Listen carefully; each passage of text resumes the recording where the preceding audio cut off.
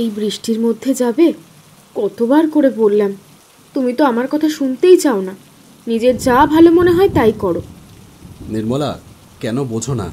আমি একজন ডাক্তার। একজন মানুষ মরণাপন্ন হয়ে আমাকে ডাকলে আমি কি করে ঘরে বসে থাকি বলো? ডাক্তার হিসেবে আমার তো একটা কর্তব্য আছে, সেটা আমি কি করে ভুলে থাকতে পারি বলো? সব ঠিক আছে, কিন্তু একটা বিষয় কি ভেবে দেখেছো? এখানে আমরা দুদিনের জন্য হাওয়া বদলে এসেছি। কেউ আমাদের চেনেও না, আমরাও তো কাউকে চিনি না। তাহলে হঠাৎ করে ওই বুড়ো লোকটা কোথা থেকে কিভাবে তোমার মোবাইল নাম্বারটা জোগাড় করলো? আর কেনই বা ওই রাত 12:30টার সময় তোমাকে ফোন করলো? আচ্ছা, সে কি করে জানলো যে তুমি একজন ডক্টর? এগুলো কি ভেবে দেখার মতো বিষয় নয়? নিশ্চয়ই, এগুলো নিয়ে তুমি ভাবতে থাকো, আমি ততক্ষণে পেশেন্টটা দেখে আসি, কেমন? তুমি তাহলে যাবে? নির্মলা, আমি শহরে থাকলেও ডাক্তার, গ্রামে থাকলেও ডাক্তার। একটা মানুষের জীবন বাঁচানোর চেয়ে বড় ধর্ম আমার কাছে আর কিচ্ছু নেই। তুমি কোনো চিন্তা করো না, আমি ঠিক সময়ে ফিরে আসব। চলি।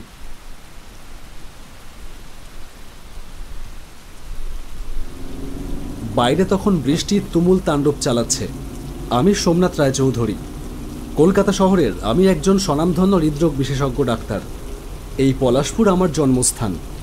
এখন কাজের জন্য কলকাতায় ফ্ল্যাট কিনে থাকি ঠিকই, কিন্তু মন সেখানে কিছুতেই টেকে না। জন্মেছি গ্রামে, জীবনের 25টা বছর কাটিয়েছি গ্রামে। গ্রাম্য জীবন যেন রক্তে মিশে রয়েছে, তাই শহর কিছুতেই যেন আমার মনকে গ্রাস করতে পারছে না। এই পাট পচা গন্ধ, ধুলো ওড়া কাঁচা মাটির রাস্তা, নির্জন দুপুরের খাখা নিস্তব্ধতা, পুকুর পাড়ে চুপ করে বসে জলের ওপরে জলফড়িংয়ের ছলাকলা দেখবার যে তৃপ্তি, তা শহরে কোথায়? কি করে যে মানুষ গ্রাম ছেড়ে পুরোপুরি শহরে গিয়ে থাকে কে জানে। 3-4 দিন হলো ছুটি নিয়ে গ্রামের বাড়িতে এসেছি। বৃষ্টিও সেই দিন থেকেই শুরু হয়েছে।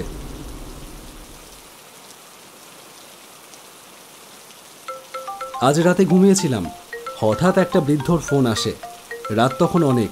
ফোনটা রিসিভ করতেই বৃদ্ধ লোকটা আকুতি ভরা গলায় বলল, ডাক্তারবাবু, ডাক্তারবাবু, আমার মেয়েটারে বাঁচান, আমার মেয়েটারে বাঁচান ডাক্তারবাবু। কি হয়েছে আপনার মেয়ের? জানি না ডাক্তারবাবু, মেয়েটা ঝড় জল মাথায় নিয়ে কাজে বেরোলো। কতবার করে বললাম আজকে যেতে হবে না এই দুর্যোগের মধ্যে, শুনলো না। শুনলে কি এই বিপদটা হতো? কি হয়েছে বলুন না। জানি না ডাক্তারবাবু, মেয়েটার ফিরতে দেরি হচ্ছিল দেখে আমি ওরে কাজ থেকে আনতে গেলাম ওর খোঁজ নিতে। সেখানে বলল ও নাকি বেরিয়ে গেছে অনেক আগে। আমি বাড়ি ফেরবার পথে দেখি রাস্তার ধারে একটা ঝোপের মধ্যে মেয়েটা পড়ে আছে, জ্ঞান নেই। আমি কোনো রকমে ওরে কোলে তুলে নিয়ে বাড়ি আসি। ওর হাত পা ঠান্ডা হয়ে আসতে ডাক্তারবাবু, এই গ্রামে তো আপনি একমাত্র শহরের বড় ডাক্তার, তাই আপনারই ফোনটা করলাম। আপনি দয়া করে একবার আসেন ডাক্তারবাবু, আমার মেয়েটারে বাঁচান, আমার মেয়েটারে বাঁচান ডাক্তারবাবু। সেই করুণ আকুতি আর উপেক্ষা করতে পারলাম না। বৃষ্টির তাণ্ডব কমেনি এতটুকু, বরং তা কিছুটা হলেও বেড়েছেই বলা যায়। মাঝে মাঝে এত জোরে বাজ পড়ছে যে ভয়ে পিলে চমকে যাচ্ছে। একটা বাজ এসে আমার গাড়ির ওপরে পড়লেই হয়েছে। লোকটা যে ঠিকানা বলেছিল সেখানে আসতে আর একটুখানি বাকি বোধ হয়, কিন্তু রাস্তাটা হঠাৎ করে দুই দিকে বেঁকে গেছে দেখলাম। কোন দিকে যাব বুঝে উঠতে পারছি না। কি যেন পাড়াটার নাম বলেছিল, সেটাও তো মনে করতে পারছি না। তাড়াহুড়োয় বেরিয়ে পড়ে ভালো করে কিছুই শোনা হয়নি। মনে পড়ল লোকটার ফোন নাম্বারটা তো রয়েছে, একবার ফোন করে নিলেই তো হয়। পকেট থেকে ফোনটা বার করে কল করলাম, কিন্তু কোনো লাভ হলো না। ফোনে নেটওয়ার্ক নেই। একে এই বৃষ্টি, তার উপরে এই প্রত্যন্ত গ্রাম, এখানে আশেপাশে কোথাও কোনো টাওয়ার নেই। নেটওয়ার্ক না পাওয়ারই কথা। কিং কর্তব্য বিমূঢ় হয়ে গাড়ির ভেতর বসে আছি। হঠাৎ এমন সময় গাড়ির লুকিং গ্লাসে চোখ পড়ল। দেখলাম গাড়িটার পেছনে একটা মেয়ে এসে দাঁড়িয়ে আছে। বৃষ্টিতে তার সারা শরীর ভিজে যাচ্ছে, অথচ সে নির্বিকার চুপ করে দাঁড়িয়ে আছে ঠায়। আমি একটু অবাকই হলাম। মেয়েটার বয়স অল্প, এমন রাতের বেলায় বৃষ্টির ভেতরে এমন বিভ্রান্তের মতন সে একা একা দাঁড়িয়ে আছে কেন? লক্ষ্য করলাম সে যেন একভাবে তাকিয়ে আছে আয়নাটার দিকে। আমি যে তাকে দেখছি সেটা সে বোধহয় বুঝতে পেরেছে। দেখলাম সে এগিয়ে আসছে আমার গাড়ির দিকে। গাড়ির পাশে এসে দাঁড়িয়ে মেয়েটা বলল, আপনি কোথায় যাবেন? আমি এই দিকে একটা পেশেন্ট দেখতে যাচ্ছি। আচ্ছা, তাহলে দাঁড়িয়ে আছেন কেন? দাঁড়িয়ে আছি তার কারণ আমি সেই পেশেন্টের বাড়িটা ঠিক চিনি না। ফোন করেছিল পেশেন্টের বাবা, তখন আর ঠিকানাটা ভালো করে শোনা হয়নি। আপনার পেশেন্ট বুঝি একজন মেয়ে, যাকে আজ রাতে ঝোপের ভেতর পাওয়া গেছে? হ্যাঁ, কিন্তু আপনি জানলেন কি করে? আমার বাড়ি ওই দিকেই। চলুন, আমাকে নিয়ে চলুন, আমি আপনাকে পথ চিনিয়ে দিচ্ছি। আচ্ছা বেশ, তাহলে তো ভালোই হলো। আপনি উঠে আসুন, গাড়িতে উঠে আসুন। মেয়েটাকে গাড়িতে বসিয়ে নিয়ে চলতে শুরু করলাম। মেয়েটা বলল, ওই ডান দিকের রাস্তাটা ধরুন। বেশ কিছুক্ষণ চললাম সোজা রাস্তা দিয়ে। আপনি তো বৃষ্টিতে পুরো ভিজে গেছেন। বৃষ্টির ভেতর ওইভাবে দাঁড়িয়েছিলেন কেন? আপনার জন্য। আমার জন্য? না, কোনো কিছু পাচ্ছিলাম না তো। এদিকে এখানে দাঁড়াবার মতনও কোনো জায়গা নেই, তাই ভিজতে হচ্ছিল। এই যে আপনি এসে গেলেন, তাই রক্ষে পেলাম, সেই জন্যই বললাম। আচ্ছা, ওই মেয়েটার কি হয়েছে বলতে পারবেন? হ্যাঁ, কেন পারবো না। মেয়েটার কাহিনী বড় দুঃখের। ওর নাম নির্মলা। ওর মা মারা যায় ছোটবেলায়। বাবা কোনো রকমে ওকে বড় করে তোলে। মেয়েটার বয়স যখন 15 বছর, তখনই তার বাবার কঠিন অসুখ ধরা পড়ে। সেই অসুখ নিয়ে সে আর কোনো ভারী কাজ করতে পারবে না, ডাক্তাররা জানিয়ে দেয়। তাই সে অভাগিনীকে লেখাপড়া ছেড়ে সংসার চালানোর জন্য আর বাবার চিকিৎসার জন্য কাজের খোঁজে বেরোতে হয়। তখনই সে বুঝতে পারে দুনিয়াটা কত কঠিন, কত নোংরা। যেখানে সে কাজ খুঁজতে যায়, সবাই তার শরীরের দিকে বিষ নজর ছুড়ে দেয়। মেয়েটার লোকের বাড়িতে বাসন মাজা, ঘরদোর ঝাড় দেওয়া, কাপড় কাচা, এই সব কাজ করতে থাকে বাধ্য হয়ে। জানেন ডাক্তারবাবু, মেয়েটা লেখাপড়ায় বড় ভালো ছিল, নিজের বই কেনবার সামর্থ্য ছিল না, প্রাইভেট মাস্টারের টাকা দেওয়ারও সামর্থ্য ছিল না। অন্যের কাছ থেকে চেয়ে কত কষ্ট করে পড়াশুনো করেও প্রত্যেকটা ক্লাসেই ফার্স্ট হতো। অনেক স্বপ্ন ছিল, একদিন লেখাপড়া করে বড় চাকরি করবে, তাদের দুর্দিন ঘুচে যাবে, কিন্তু কিছুই হলো না। আপনি তো অনেকটাই জানেন দেখছি মেয়েটার সম্পর্কে, তবে আর কিছুই হলো না বলছেন কেন? আমি তো যাচ্ছি, গিয়ে দেখি। আচ্ছা, আসল কথাটাই তো জানা হলো না, মেয়েটার কি হয়েছিল আজকে? অনেক কষ্টে সেই গ্রামের বাইরে বাজারে একটা রেস্টুরেন্টে কাজ পায়। ভালোই চলছিল সব, মাইনে যা পেত তাতে তাদের দুজনার পেট চলে যাচ্ছিল। কিন্তু হঠাৎ সে এক ভয়ানক সত্যি জানতে পারে। তাদের রেস্টুরেন্টে যে মাংস ব্যবহার করা হয়, সেগুলোর বেশিরভাগটাই ভাগাড়ের মাংস। অনেক রাতে গাড়ি আসে, গোপনে ভাগাড়ে সেই সমস্ত পচা মাংস দিয়ে যায় রেস্টুরেন্টে। সেই মাংস দিয়েই তারা খাবার বানায়। সেদিন রাতে মেয়েটা রেস্টুরেন্টের মালিকের কেবিনের বাইরে দিয়ে যাওয়ার সময় সবটা শুনে ফেলে, আর দুর্ভাগ্যজনকভাবে মালিক সেটা টের পেয়ে যায়। তারপরে আর কি, সেই রাতেই লোক লাগিয়ে দেয় তার পেছনে। হোটেলের দুটো কর্মচারী মেয়েটা বাড়ি যাওয়ার সময় তার পিছু নেয়। তারপর সুযোগ বুঝে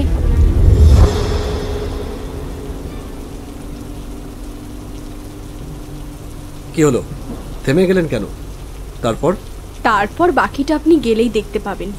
গাড়ি দাঁড় করেন, এসে গেছে।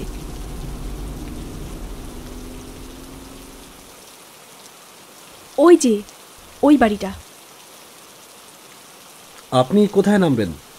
আমার বাড়ি এখনো আসেনি, আমি গাড়িতেই বসে আছি। আপনি পেশেন্ট দেখে আসুন। ঠিক আছে, আপনি বসুন তাহলে, আমি আসছি। আমি গাড়ি থেকে নেমে গেলাম পেশেন্ট দেখতে। ছোট একটা বাড়ি। ঘরের ভেতরে ঢুকে দেখলাম এক মর্মান্তিক আর অকল্পনীয় ঘটনা, যা বুদ্ধি দিয়ে বিবেচনা করা যায় না। এ কি করে সম্ভব? কি করে হতে পারে এটা? আমি কি ভুল দেখছি? দুহাত দিয়ে চোখ রগড়ে নিয়ে ভালো করে তাকালাম। না না, আমি ভুল দেখছি না। আমি যা দেখছি তা ঠিকই দেখছি। আমার সামনে খাটের ওপরে শুয়ে আছে একটা মেয়ে। সেই মেয়েটা যাকে আমি গাড়িতে লিফট দিলাম, যে এখনো বসে আছে আমার গাড়ির ভেতরে, সেই মেয়েটা খাটে শুয়ে রয়েছে কিভাবে? আর এই মেয়েটাকে দেখেই বোঝা যাচ্ছে যে মৃত। এর শরীর সাদা ফ্যাকাশে হয়ে গেছে। এর মৃত্যু ঘটেছে অনেকক্ষণ আগেই। ওই শরীরে প্রাণ নেই। মেয়েটার পাশেই পাথরের মূর্তির মতন বসে আছে এক ভদ্রলোক। দেখেই বোঝা যায় যিনি মেয়েটির বাবা। ইনি মনে হয় মেয়েটার বাবা যে আমাকে ফোন করেছিল। এইবার সেই ভদ্রলোক আমার দিকে ঘুরে তাকালো, তারপর বলল, ডাক্তারবাবু, ডাক্তারবাবু, আপনি এসেছেন? আপনি এসেছেন ডাক্তারবাবু?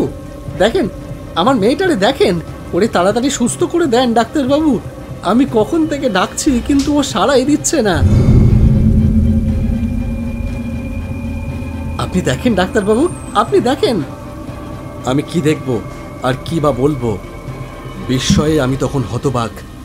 এ কি আশ্চর্য, যে মেয়েটার সাথে আমি এতক্ষণ ধরে কথা বললাম সে কিভাবে এখানে ঘরের ভেতরে খাটের ওপর শুয়ে থাকতে পারে? নিশ্চয়ই কিছু একটা গন্ডগোল আছে। এখানে যা ঘটছে তার সবটা স্বাভাবিক না, হতে পারে না। হঠাৎ দেখলাম মেয়েটার বাবার চোখ দুটো দপ করে জ্বলে উঠল। সেই দৃষ্টি, সেই চোখ কোনো জীবিত মানুষের হতে পারে না। আমি ডাক্তার, বিজ্ঞানের বাইরে কোনো কিছুকে আজ পর্যন্ত গ্রাহ্য করিনি, কিন্তু আজ যেন ভেঙে চুরমার হয়ে যাচ্ছে আমার সমস্ত যুক্তিবোধ। ভয়ে কাঁটা দিয়ে উঠল আমার সারাটা শরীর, পা কাঁপছে ঠক ঠক করে। তবু কোনো রকমে ঘরের ভেতর থেকে বাইরে বেরিয়ে এলাম। গাড়ির দিকে তাকিয়ে বুকটা কেঁপে উঠল। সে বসেছিল গাড়ির ভেতর। কাছে গিয়ে দেখলাম গাড়িটা খালি, ভেতরে কেউ নেই। আর দাঁড়াবার সাহস পেলাম না। গাড়িতে বসেই গাড়িটা স্টার্ট দিলাম।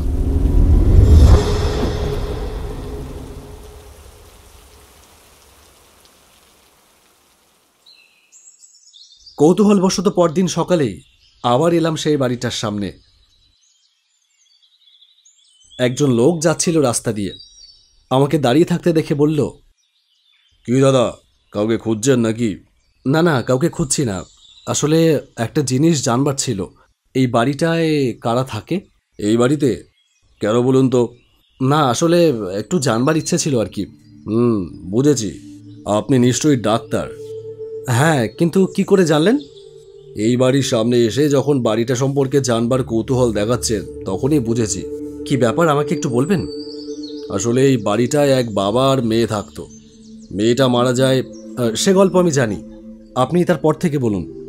মেয়েটাকে তার বাবা রাস্তা থেকে তুলে নিয়ে এসে অনেক কষ্ট করে নিয়ে যায় গ্রামীণ সদর হসপিটালে, কিন্তু সেখানে তাকে ভর্তি নেওয়া হয় না। ডাক্তাররা বলে যে এটা পুলিশ কেস। না না, এটা পুলিশ কেস। আগে থানায় ইনফর্ম করতে হবে, তারপর ভর্তি নেব। আপনি আগে থানায় যান মশাই। কোনোভাবেই মেয়েটাকে বাঁচাতে পারল না তার অসহায় বাবা। কত ডাক্তারের কাছে দৌড়াদৌড়ি করলো, কিন্তু কিছুতেই কিছু হলো না। মেয়েটা মারা গেল। শোকে মেয়েটার বাবাও হার্ট ফেল করে মারা গেল। আজ থেকে 7 বছর আগে 10ই সেপ্টেম্বরের রাতে ঘটেছিল সেই ঘটনা। তারপর থেকে প্রতি বছর 10ই সেপ্টেম্বর ওই বাবা আর মেয়ের আত্মা ফিরে আসে। মেয়েটার বাবা কাছাকাছি ডাক্তারদের ফোন করে ডাকে, সে আজও তার মেয়েকে বাঁচাতে চায়। এই ঘটনা এই এলাকায় সবাই জানে। চলি, আমার আবার দেরি হয়ে যাচ্ছে। বাড়িটার দিকে তাকিয়ে থাকলাম।